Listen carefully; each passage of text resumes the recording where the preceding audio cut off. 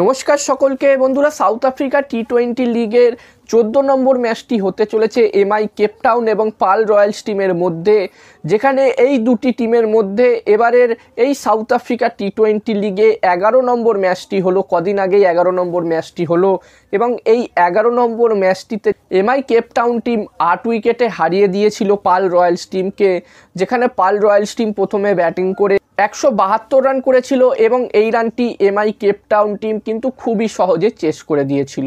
এবং আজকের এই ভিডিওতেই 14 নম্বর ম্যাচটি টস প্রেডিকশান, ম্যাচ প্রেডিকশান তোমাদের সাথে শেয়ার করব।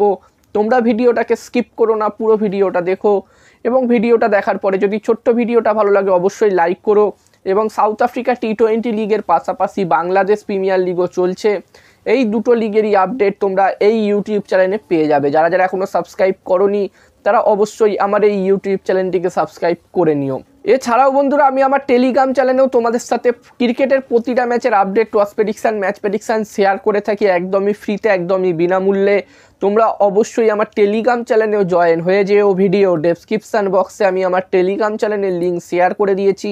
এছাড়াও মোবাইল স্ক্রিনে এই মুহূর্তে তোমরা যেই ইউজার নেম দেখতে পাচ্ছ, এই নামটাও টেলিগ্রাম অ্যাপে গিয়ে এই নামটা টাইপ করলেও তোমরা আমার চ্যানেল পেয়ে যাবে। তাই আর দেরি না করে এখনই আমার টেলিগ্রাম চ্যানেলে তোমরা জয়েন হয়ে যাও। আর বন্ধুরা, এই 14 নম্বর ম্যাচটির জন্য যদি আমি এখানে পার্ল রয়্যালস এবং এমআই কেপটাউন এই দুটি টিমের ব্যাপারে কথা বলি, তো তোমাদেরকে আমি আগেই জানিয়ে দিলাম এই দুটি টিমের মধ্যে অলরেডি এবারের এই সাউথ আফ্রিকা টি-20 লিগে 11 নম্বর ম্যাচটি হয়েছিল।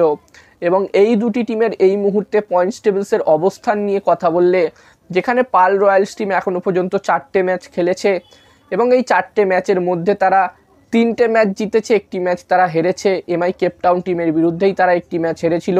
এবং পার্ল রয়্যালস টিম এই মুহূর্তে পয়েন্টস টেবিলসের একদম টপে 1 নম্বর পজিশানে আছে।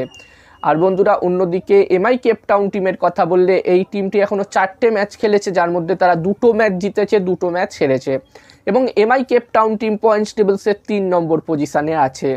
তো এখানে এমআই কেপটাউন টিম অবশ্যই চাইবে এই ম্যাচটি জিতে পয়েন্টস টেবিলসের ওপরের দিকে এগিয়ে যেতে। অন্যদিকে পার্ল রয়্যালস টিমও কিন্তু অবশ্যই চাইবে এই ম্যাচটি জিতে পয়েন্টস টেবিলসের 1 নম্বর পজিশানেই থাকতে।